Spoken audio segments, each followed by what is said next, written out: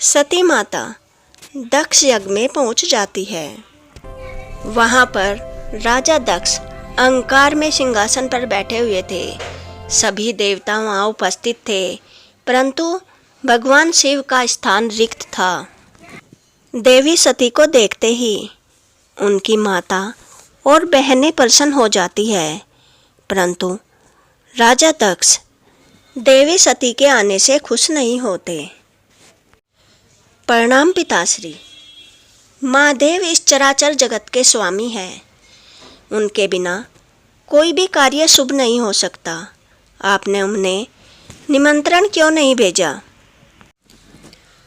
वह शमशान निवासी, भस्मधारी, सर्पों को गले में डालने वाला भिखारी, उसे मैं देवताओं की पंक्ति में नहीं बैठा सकता।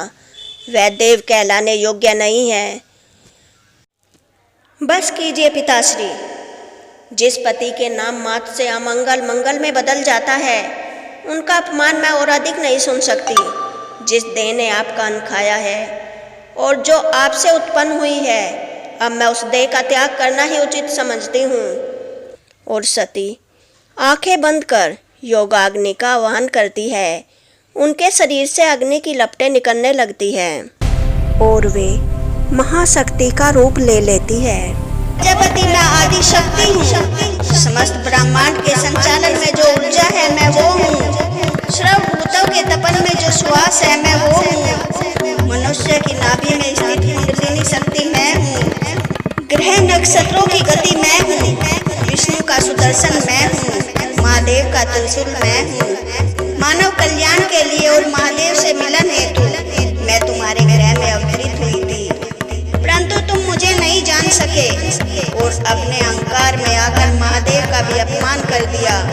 मैं इसी क्षण तुम्हारा वध कर सकती हूँ, किंतु तुम इस देह के पिता हो। इस देह में पितृ हत्या का पाप करके मैं कर्म के बंधन में नहीं बंध सकती। ना ही मैं किसी की पुत्री हूँ और ना ही किसी की बहन। मेरा इस संसार से कोई नाता नहीं है। इस संसार से जुड़े सभी संबंधों का मैं परित्याग करती हूँ।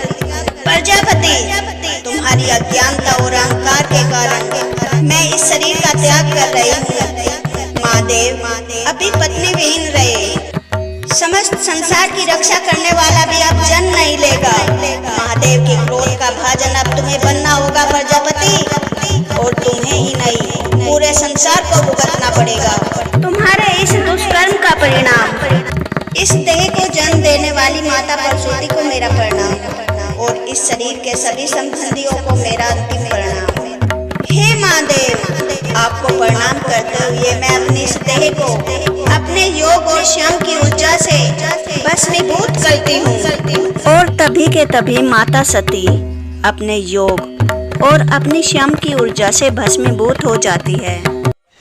और भगवान शिव को जब यह पता चलता है, क्रोध में आकर वे अपनी एक जटा उखाड़कर फेंकते हैं। उससे प्रकट होते हैं वीरभद्र, और वीरभद्र जाकर राजा दक्ष का सिर काट देते हैं। अगर आपको यह कथा पसंद आई हो तो वीडियो को लाइक करें और ऐसी ही कथाएं देखने के लिए मेरे चैनल को सब्सक्राइब करें।